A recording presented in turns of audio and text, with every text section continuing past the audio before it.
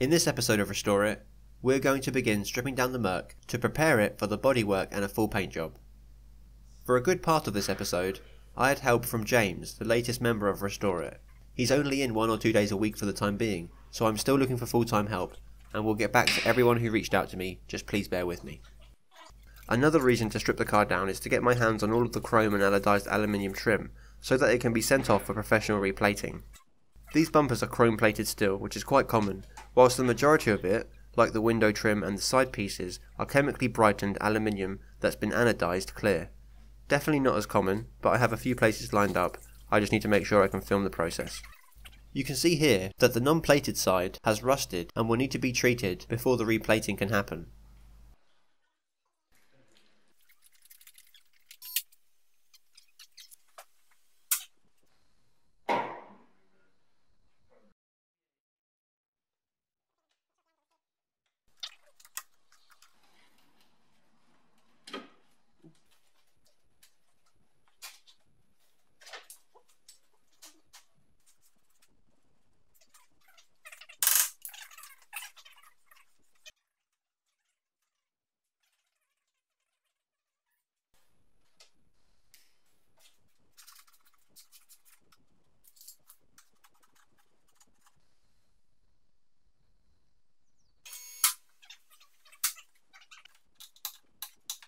The bolt that was holding the right indicator in place was spinning in its housing, preventing me from removing it, and I needed to remove it to get the headlight out.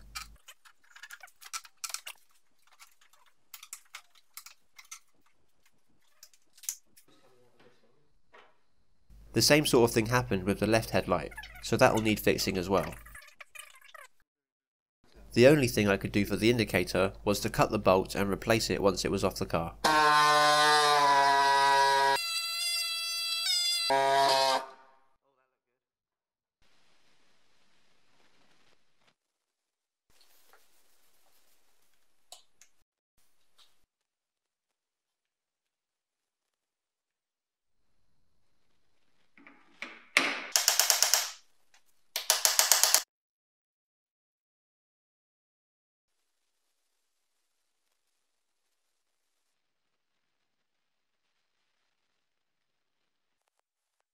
The next challenge was the headlight getting stuck in what turned out to be a slightly deformed fender.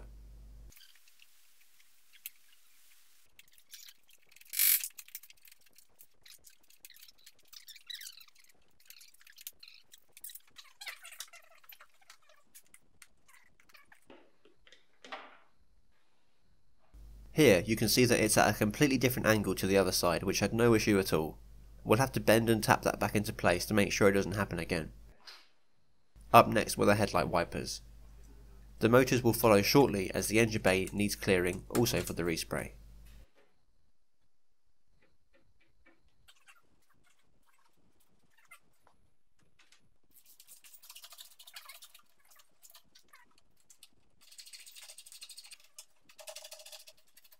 And the last thing for the front of the car was the grille.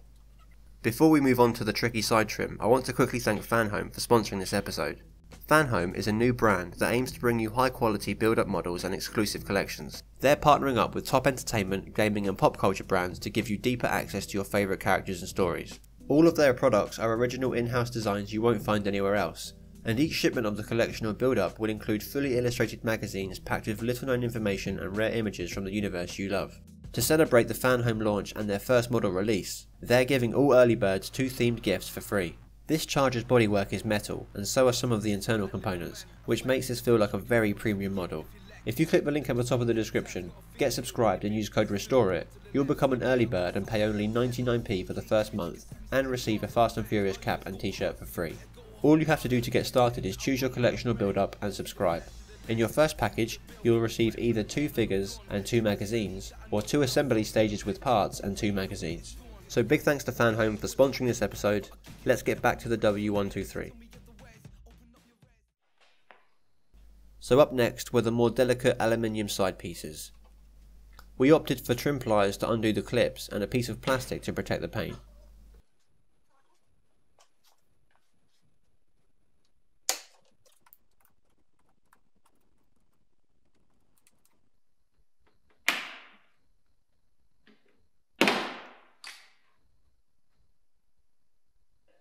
The door piece on the other hand was held in by a screw on one side and a catch that slots into the door on the other.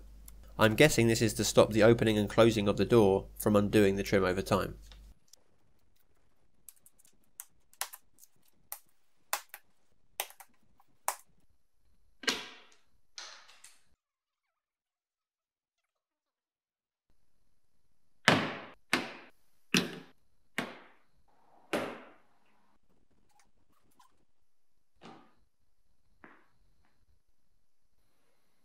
The boot lid piece was held in place only by bolts, much easier to remove than popping clips and a lot less daunting, especially when it's not your trim.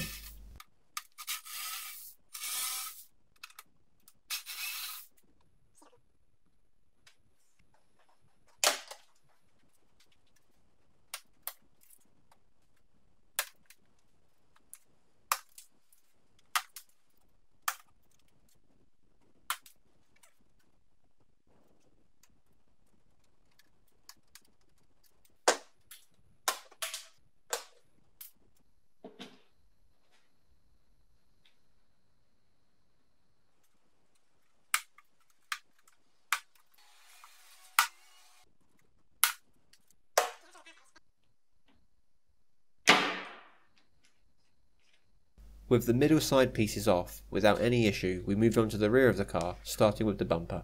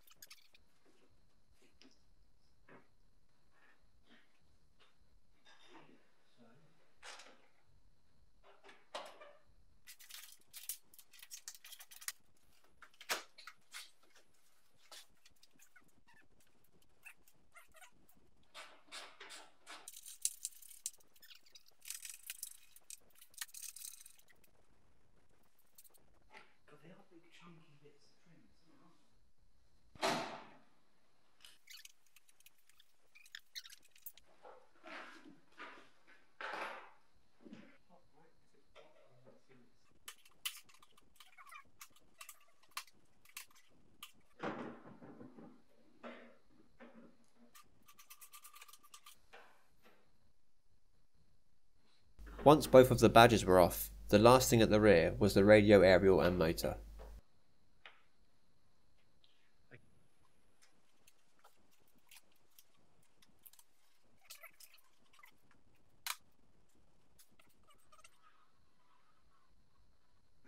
Next were the trim pieces at the bottom of the doors, which were held in place with these little rectangle clips, which thankfully didn't break, not even one of them.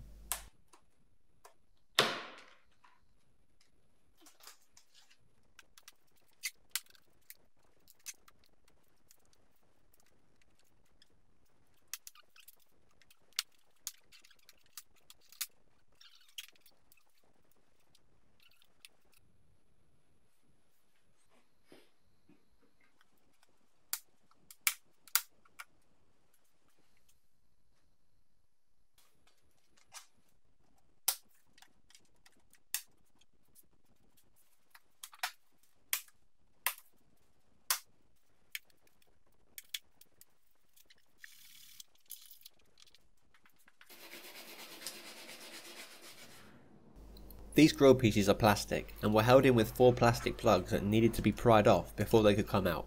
The right hand side window wiper also had to come out before the right piece would come free.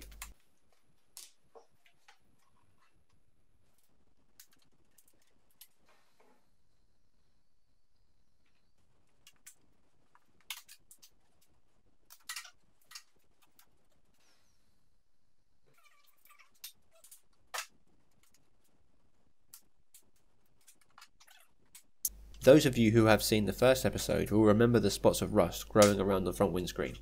For those to be properly sorted out, the windscreen had to come out. so we got to work on removing the trim first. Using some lubrication and starting from the middle, we carefully pried the 3 pieces away from the windowsill. I was actually surprised at how easily some of this trim was coming out. I think someone has been here before in recent times, which can be a good thing or a bad thing, as you'll see in coming episodes.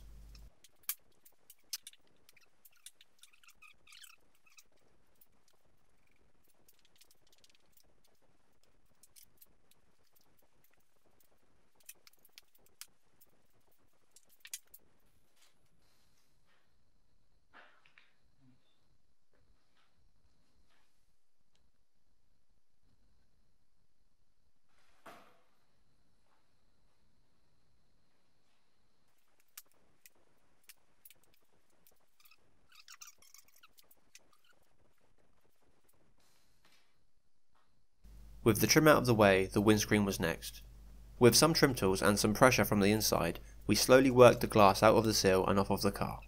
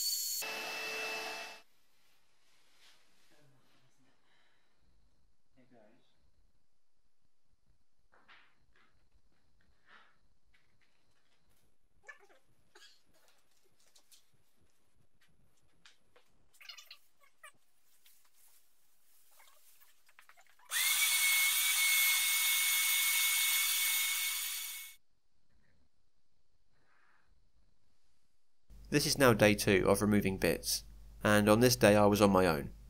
The first thing I wanted off was the wing mirrors, so I could get to the piece behind them, which was in desperate need of a replating.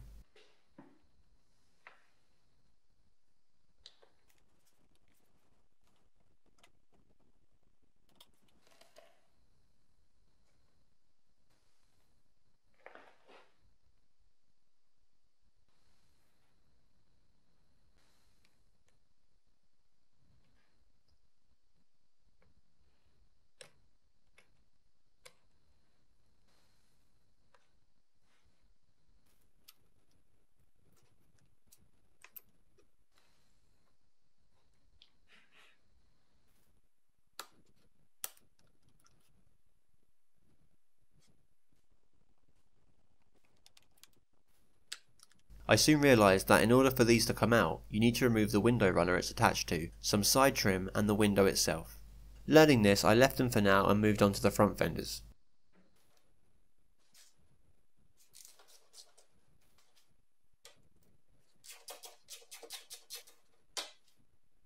These 2 bolts holding the right fender in place at the bottom were in pretty bad shape.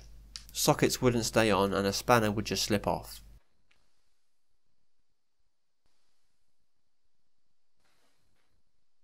I tried a few bolt extraction sockets but to no avail.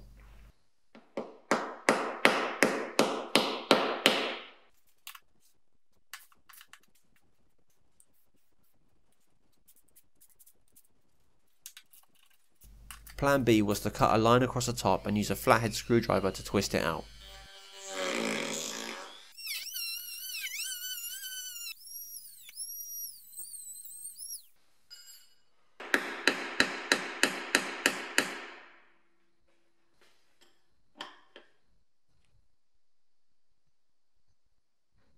I tried multiple times but had no luck. Plan C it was then. Cut the head all the way down to the washer and use a panel splitter to cut it in half and twist it out.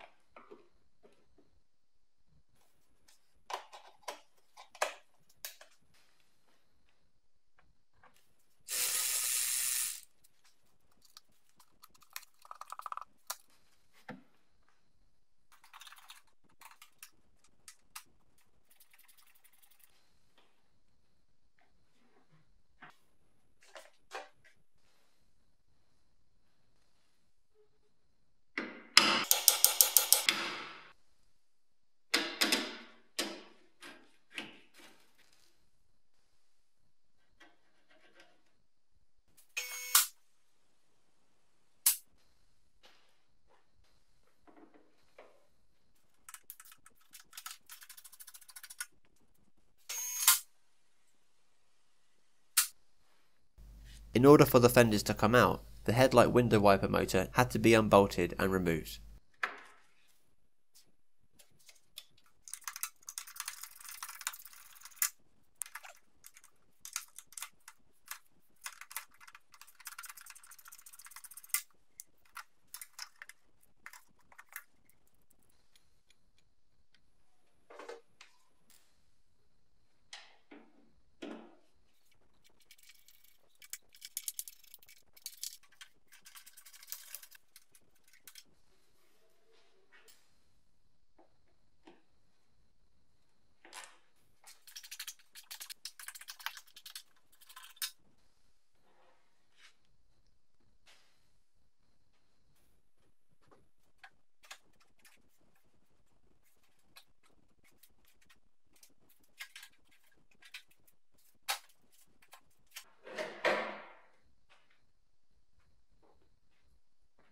With the first fender off, a large rust hole revealed itself just above the bodge job done previously.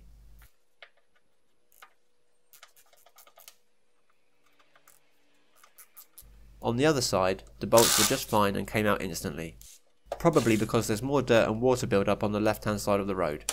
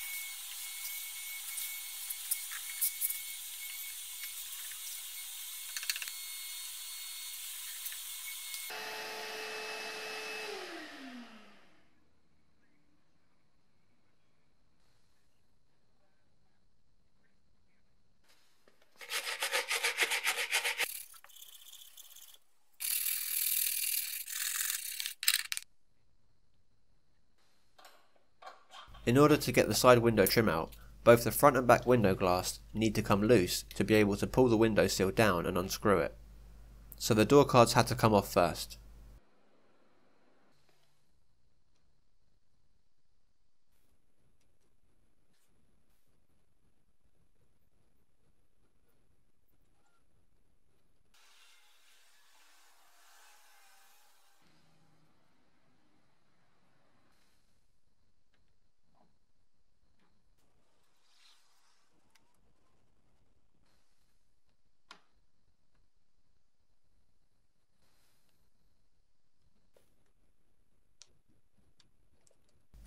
Sadly, both the door handle and locking mechanism cover screws were rounded.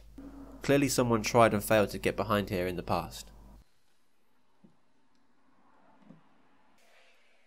I got lucky on the handle and could use a screwdriver to pull it out, but when it came to the lock I had to drill the screw out.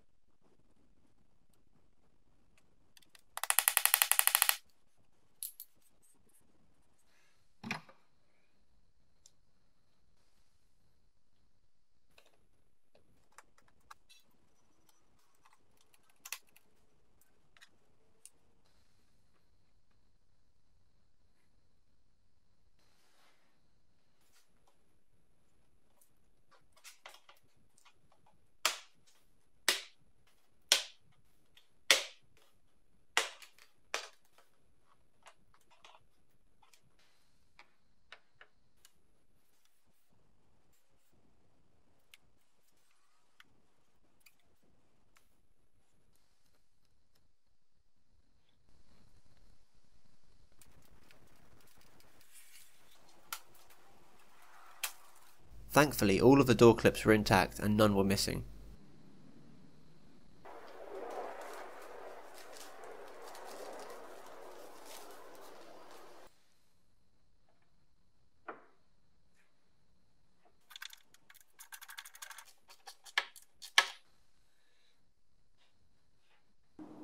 At this point I couldn't work out why these bits weren't coming out, although I soon found out once I'd done the other side. I had to remove this round plate to remove the snap thread from when I drilled it out.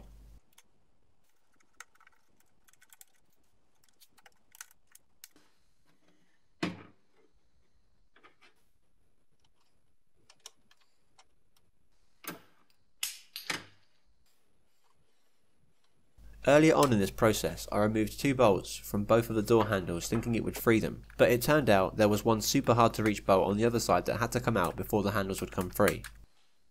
The last thing I had to do was put the key in and turn it to free the handle.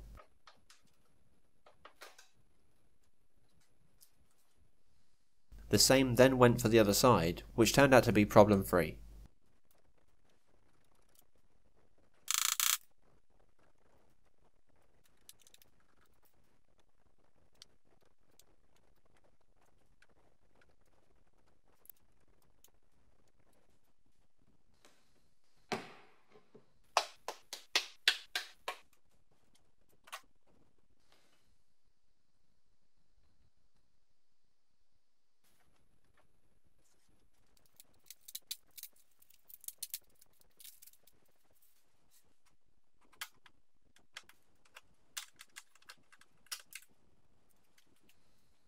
This was at the end of the second full day of stripping, and before I stopped I wanted to make a start on the window trim, which involved removing a rubber strip to get to the aluminium.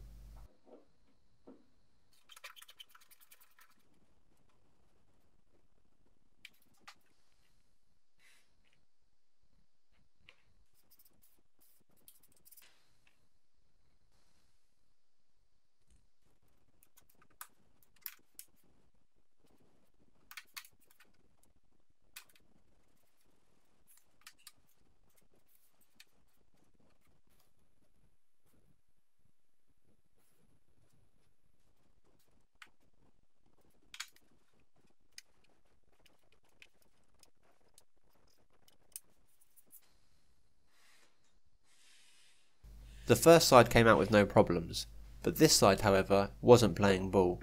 The plastic nut was seized on a rusty thread and had actually rusted away from the piece of trim.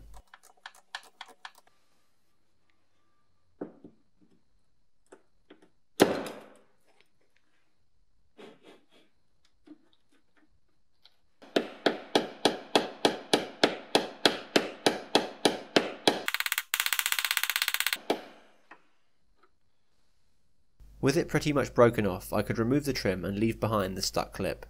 In the next episode, this is one of the first things I sort out.